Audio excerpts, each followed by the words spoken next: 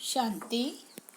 13 नवंबर 2022 की अव्यक्त मुरली है, जिसका रिवाइज कोर्स है 10 दिसंबर 1992। मुरली का हेडिंग है पूर्वज और पूज्य की स्मृति में रहकर सर्व की अलौकिक पालना करो। आज विश्व रचता बाप अपनी श्रेष्ठ रचना को देख रहे हैं। सर्व रचना में से श्रेष्ठ रचना आप ब्राह्मण आत्माएं हो, क्योंकि आप ही विश्व की पूर्वज आत्माएं हो।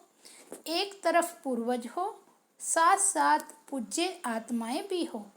इस कल्प वृक्ष की फाउंडेशन अर्थात जड़ आप ब्राह्मण आत्माएं हो। इस वृक्ष के मूल आधार तना भी आप हो, इसलिए आप सर्व आत्माओं के लिए पूर्वज हो। सृष्टि चक्र के अंदर जो विशेष धर्म पिता कहलाए जाते हैं, उन धर्म पिताओं को भी आप पूर्वज आत्माओं द्वारा ही बाप का संदेश प्राप्त होता है।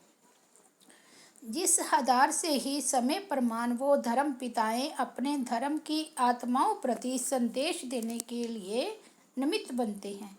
जैसे ब्रह्मा बाप ग्रेट ग्रेट ग्रैंडफादर है, तो ब्रह्मा के साथ आप ब्राह्मण आत्माएं भी साथी हो, इसलिए आप पूर्वज आत्माएं गाई हुई हो। पूर्वज आत्माओं का डायरेक्ट चाहे इनडायरेक्ट सर्व आत्माओं से कनेक्शन है। जैसे वृक्ष की सर्व टाल टालियों का संबंध जड़ से व तना से जरूर होता है, चाहे किसी भी धर्म की छोटी व बड़ी टाल टालियाँ हो, लेकिन संबंध स्वतः ही होता है। तो पूर्वज हुए ना। आधा कल्प आप अधिकारी बनने के बाद फिर पूज्य आत्माएं बनते हो। पूज्य बनने में भी आप आत्माओं जैसी पूजा और किसी भी धर्म के आत्माओं की नहीं होती। जैसे आप पूज्य आत्माओं की विधि पूर्वक पूजा होती है, ऐसे कोई धर्म पिता की भी पूजा नहीं होती। बाप के कार्य में जो आप ब्राह्मण साथी बनते हो, उन्हों की भी देवता व देवी के रूप में विधि पूर्वक पूजा होती है। और कोई भी धर्म पिता के साथी धर्म की पालना करने वाली आत्माओं की विधि पूर्वक पूजा नहीं होती, गायन होता है। स्टैचू अर्थात मूर्ति बनाते हैं, लेकिन आप जैसे पूज्य नहीं बनते। आपका गायन भी होता है तो पूजा भी होती है। गायन की विधि भी आप ब्राह्मण आत्माओं की सबसे न्यारी है। जैसे आप देव आत्माओं का गायन बहुत सुंदर रूप से कीर्तन के रूप में होता है, आरती के रूप में होता है, ऐसे अन्य आत्माओं का गायन इसी प्रकार से नहीं होता। ऐसे क्यों होता? क्योंकि आप श्रेष्ठ रचना पूर्वज और पूज्य हो। आदि आत्माएं आप ब्राह्मण आत्माएं हो, क्योंकि आदि देव ब्रह्मा के सहयोगी श्रेष्ठ कार्य के निमित्त बने हो। अनादि रूप में भी परमात्मा के अति समीप रहने वाले हो। आत्माओं का जो चित्र दिखाते हो, उसमें सबसे समीप आत्माएं कौन सी दिखाते हो? उसमें आप हो। तो अनादि रूप में भी अति समीप हो, जिसको डबल विदेशी कहते हैं, नियरेस्ट और डियरेस्ट। ऐसे अपने को समझते हो। पूर्वज का क्या काम होता है? पूर्वज सभी की पालना करते हैं, बड़ों की पालना ही प्रसिद्ध होती है। तो आप सभी पूर्वज आत्माएं सर्व आत्माओं की पालना कर रहे हो, या सिर्फ अपने आने वाले स्टूडेंट्स की पालना करते हो? वह संबंध संपर्क वाली आत्माओं की पालना करते हो? सारे विश्व की आत्माओं के पूर्वज हो, वह सिर्फ ब्राह्मण आत्माओं के पूर्वज हो? जो जड़ व तना होता है, वह सारे वृक्ष के लिए होता है। वह सिर्फ अपने तना के लिए ही होता है? सब टाल टालियों के लिए होता है ना। जड़ अथवा तना द्वारा सारे वृक्ष के पत्तों को पानी मिलता है। वह सिर्फ थोड़े टाल टालियों को पानी मिलता है? सबको मिलता है ना। लास्ट वाले पत्ते को भी मिलता है। इतना बेहद का नशा है, वह बेहद से हद में भी आ जाते हो। कितनी सेवा करनी है, हर एक पत्ते को पानी देना है, अर्थात सर्व आत्माओं की पालना करने के निमित्त हो। किसी भी धर्म की आत्माओं को मिलते हो व देखते भी हो, तो हे पूर्वज आत्माएं ऐसे अनुभव करती हो कि यह सब आत्माएं हमारे ग्रेट ग्रेट ग्रैंडफादर की वंशावली हैं। हम ब्राह्मण आत्माएं भी मास्टर ग्रेट ग्रेट ग्रैंडफादर हैं, अर्थात पूर्वज हैं। यह सब हमारे हैं, वह सिर्फ ब्राह्मण आत्माएं हमारी हैं। जब भाई भाई कहते हैं तो आप पूर्वज आत्माएं बड़े भाई अर्थात बाप समान हो। इस स्मृति को ही प्रैक्टिकल लाइफ में अनुभव करना है और कराना है। आप सभी पूर्वज आत्माओं की पालना का स्वरूप क्या है? लौकिक जीवन में भी पालना का आधार क्या होता है? पालना करना अर्थात किसी को भी शक्तिशाली बनाना। किसी भी विधि से, साधना से पालना द्वारा शक्तिशाली बनाते, चाहे भोजन द्वारा चाहे पढ़ाई द्वारा। लेकिन पालना का प्रत्यक्ष स्वरूप आत्मा में शक्ति, शरीर में शक्ति आती है। तो पालना का प्रत्यक्ष स्वरूप हुआ शक्तिशाली बनाना। आप पूर्वज आत्माओं के पालना की विधि क्या है? अलौकिक पालना का स्वरूप है स्वयं में बाप का प्राप्त हुई सर्व शक्तियाँ अन्य आत्माओं में भरना। जिस आत्मा को जिस शक्ति की आवश्यकता है उसकी उस समय उस शक्ति द्वारा पालना करना। ऐसी पालना करनी आती है? पूर्वज तो हो ना, सभी पूर्वज आत्माएं हो कि छोटे हो, सभी पूर्वज हैं या कोई कोई विशेष आत्माएं हैं? तो पूर्वजों को पालना करनी आती है ना? सिर्फ सेंटर की पालना करते हो या सारे विश्व के आत्माओं की पालना करते हो? सिर्फ प्रवृत्ति की पालना करते हो या विश्व की पालना करते हो? वर्तमान समय आप पूर्वज आत्माओं के पालना की सर्व आत्माओं को आवश्यकता है। समाचार तो सब इंटरेस्ट से सुनते हो कि क्या क्या हो रहा है। अयोध्या की घटना के बाद कई स्थानों से हिंसा के समाचार मिल रहे हैं, लेकिन पूर्वज आत्माओं ने समाचार सुनने के बाद सर्व की पालना की। अशांति के समय आप पूर्वज आत्माओं का और विशेष कार्य स्वतः ही हो जाता है। तो हे पूर्वज, अपने पालना की सेवा में लग जाओ। जैसे अशांति के समय विशेष पुलिस व मिलिट्री समझती है कि यह हमारा कार्य है अशांति को शांत करना, ऑर्डर द्वारा पहुंच जाते हैं और ऐसे टाइम पर विशेष अटेंशन से अपनी सेवा के लिए अलर्ट हो जाते हैं। आप सबने हलचल का समाचार तो सुना, लेकिन सेवा में अलर्ट हुए व सुनने का ही आनंद लिया। अपना पूर्वजपन स्मृति में आया, सभी आत्माओं की शांति की शक्ति से पालना की, या यही सोचते रहे यहाँ ये हुआ वहाँ ये हुआ? विशेष आत्माओं की ऐसे समय पर सेवा की अति आवश्यकता है। अपनी वृत्ति द्वारा, मनसा शक्ति द्वारा विशेष सेवा की। वह जैसे विधि पूर्वक याद में रहते हो, सेवा करते हो, उसी रीति ही किया। आप रूहानी सोशल वर्कर भी हो, तो रूहानी सोशल वर्कर ने अपनी विशेष एक्स्ट्रा सोशल सेवा की। इतनी अपनी जिम्मेवारी समझी। जब प्रोग्राम मिलेगा तो करेंगे। ऐसे समय पर सेकंड में अपनी सेवा पर अलर्ट हो जाना चाहिए। यही आप पूर्वज आत्माओं की जिम्मेवारी है।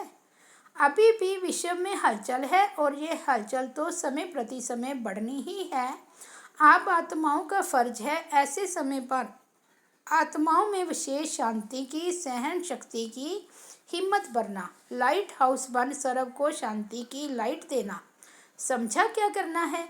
अभी अपनी जिम्मेवारी व फर्ज अदाई और तीव्र गति से पालना करो, जिससे आत्माओं को रूहानी शक्ति की राहत मिले।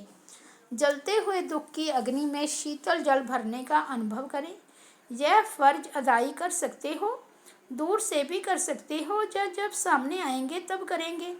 कर तो रहे हो, लेकिन अभी और जैसे हलचल तेज होती जाती है तो आपकी सेवा भी और तेज हो। समझा पूर्वजों की पालना क्या है? ऐसे नहीं कि पूर्वज हैं लेकिन पालना नहीं कर सकते। पूर्वज का काम ही है पालना द्वारा शक्ति देना। श्रेष्ठ शक्तिशाली स्थिति द्वारा परिस्थिति को पार करने की शक्ति अनुभव कराओ। अच्छा, चारों ओर के सर्व आदि देव ब्रह्मा के मददगार आदि आत्माओं को, सर्व आत्माओं के फाउंडेशन पूर्वज आत्माओं को, सदा सर्व आत्माओं प्रति बेहद सेवा की श्रेष्ठ वृत्ति रखने वाली आत्माओं को, सर्व रूहानी सोशल सेवाधारी आत्माओं को बाप दादा का याद प्यार और नमस्ते। दादियों से मुलाकात, वर्तमान समय अशांत आत्माओं को शांति देना, यही सभी का विशेष कार्य है। रहम दिल बन बाप के बच्चों को सर्व आत्माओं के प्रति रहम आता है ना। रहम दिल क्या करता है? रहम का अर्थ ही है किसी भी प्रकार की हिम्मत देना, निर्बल आत्मा को बल देना। तो आत्माओं के दुख का संकल्प तो मास्टर सुखदाता आत्माओं के पास पहुंचता ही है। जैसे वहाँ दुख की लहर है, ऐसे ही विशेष आत्माओं में सेवा की विशेष लहर चले। देना है, कुछ करना है, क्या किया, वो हर एक को सेवा का एक्स्ट्रा चार्ज चेक करना चाहिए। जैसे साधारण सेवा चलती है वो तो चलती है, लेकिन वर्तमान समय वायुमंडल द्वारा वृत्ति द्वारा सेवा का विशेष अटेंशन रखो। इसी से सबकी स्थिति भी स्वतः ही शक्तिशाली हो जाएगी। ऐसी लहर फैलाई है। विश्व के राजे बनते हैं तो सर्व आत्माओं के प्रति लहर होनी है ना। वंचित कोई आत्मा ना रह जाए। चाहे अन्य धर्म की आत्माएं हो, लेकिन है तो अपनी वंशावली। चाहे कोई भी धर्म की आत्माएं हैं, लेकिन जड़ तो एक ही है। यह लहर है, नहीं है। Attention please. अव्यक्त बाप दादा की पर्सनल मुलाकात। व्यक्त के प्रभाव में आने वाले नहीं, अपना श्रेष्ठ प्रभाव डालने वाले बनो। सदा अपने को पुरुषार्थ में आगे बढ़ने वाली आत्मा हूँ ऐसे अनुभव करते हो। पुरुषार्थ में कभी ठहरती कला, कभी उतरती कला नहीं होना चाहिए। कभी बहुत अच्छा, कभी थोड़ा अच्छा, ऐसा नहीं। सदा बहुत अच्छा, क्योंकि समय कम है और संपूर्ण बनने की मंजिल श्रेष्ठ है। तो अपने भी पुरुषार्थ की गति तीव्र करनी पड़े। पुरुषार्थ के तीव्र गति की निशानी है कि वह सदा डबल लाइट होगा, किसी भी प्रकार का बोझ नहीं अनुभव करेगा। चाहे प्रकृति द्वारा कोई परिस्थिति आए, चाहे व्यक्तियों द्वारा कोई परिस्थिति आए, लेकिन हर परिस्थिति सब स्थिति के आगे कुछ भी अनुभव नहीं होगी। सब स्थिति की शक्ति परिस्थिति से बहुत ऊंची है। क्यों? यह सब है, वह पर है। अपनी शक्ति भूल जाते हो तब ही परिस्थिति बड़ी लगती है। सदा डबल लाइट का अर्थ ही है लाइट, अर्थात ऊंचे रहने वाले। हल्का सदा ऊंचा जाता है, बोझ वाला सदा नीचे आता है। आधा कल्प तो नीचे ही आते रहे ना, लेकिन अभी समय है ऊंचा जाने का। तो क्या करना है? सदा ऊपर। शरीर से भी देखो तो आत्मा का निवास स्थान ऊपर है, ऊंचा है। पाँव में तो नहीं है ना। जैसे शरीर में आत्मा का स्थान ऊंचा है, ऐसे स्थिति भी सदा ऊंची रहे। ब्राह्मण की निशानी भी ऊंची चोटी दिखाते हैं ना। चोटी का अर्थ ही है ऊंचा। तो स्थूल निशानी इसलिए दिखाई है कि स्थिति ऊंची है। शूद्र को नीचे दिखाती हैं, ब्राह्मण को ऊंचा दिखाती हैं। तो ब्राह्मणों का स्थान और स्थिति दोनों ऊंची। अगर स्थान की याद होगी तो स्थिति स्वतः ऊंची हो जाएगी। ब्राह्मणों की दृष्टि भी सदा ऊपर रहती है, क्योंकि आत्मा आत्माओं को देखती है। आत्मा ऊपर है तो दृष्टि भी ऊपर जाएगी। कभी भी किससे मिलते हैं हो तो बात करते हो तो आत्मा को देखकर बात करते हो, आत्मा से बात करते हो। आपकी दृष्टि आत्मा की तरफ जाती है। आत्मा मस्तक में है ना, तो ऊंची स्थिति में स्थित रहना सहज है। जब ऐसी स्थिति हो जाती है तो नीचे की बातों से, नीचे के वायुमंडल से सदा ही दूर रहेंगे, उनके प्रभाव में नहीं आएंगे। अच्छा प्रभाव पड़ता है या खराब भी पड़ सकता है। अगर प्रवृत्ति में खराब वायुमंडल हो, फिर क्या करते हो? प्रभावित होते हो। खराब को अच्छा बनाने वाले हो या प्रभाव में आने वाले हो? क्योंकि माया भी देखती है कि अच्छा, उंगली तो पकड़ ली है, उंगली के बाद हाथ पकड़ेगी, हाथ के बाद पाँव पकड़ेगी लेगी, इसलिए प्रभाव में नहीं आना। प्रभाव में आने वाले नहीं, श्रेष्ठ प्रभाव डालने वाले। तो ब्राह्मण आत्मा अर्थात सदा डबल लाइट, ऊंचे रहने वाले। इसी स्मृति से आगे उठते चलो। अच्छा, सभी खुश हो ना। दुख की लहर तो नहीं आती, क्योंकि जो दुख धाम छोड़ चले उनके पास दुख की लहर कैसे आ सकती है। संगम पर दुख धाम और सुख धाम दोनों का ज्ञान है, दोनों के नॉलेजफुल शक्तिशाली आत्माएं हैं, गलती से भी दुख धाम में जा नहीं सकते। सदा खुश रहने वालों के पास दुख की लहर कभी भी नहीं आ सकती। अच्छा, सेवा और सब उन्नति का बैलेंस रखो। ऐसे नहीं सेवा में मस्त हो गए तो सब उन्नति भूल गए। सेवा का शौक ज़्यादा है लेकिन दोनों का बैलेंस, समझा। अच्छे चल रहे हैं लेकिन सिर्फ अच्छे तक नहीं रहना, और अच्छे ते अच्छा। वरदान है, अपने जीवन को हीरे समान वैल्यूएबल बनाने वाले स्मृति और विस्मृति के चक्कर से मुक्त भव। यह संगम युग स्मृति का युग है और कलयुग विस्मृति का युग। अगर अपने श्रेष्ठ पाठ श्रेष्ठ भाग्य की सदा स्मृति है तो हीरे समान वैल्यूएबल हो, और अगर विस्मृति है तो पत्थर हो। यह स्मृति और विस्मृति का खेल है। संगम युग के रहवासी कभी कलयुग के चक्कर लगाने जा नहीं सकते। अगर थोड़ा भी बुद्धि गई तो चक्कर में फंस जाएंगे, क्योंकि कलयुग में बहुत रौनक है लेकिन यह रौनक धोखा देने वाली है।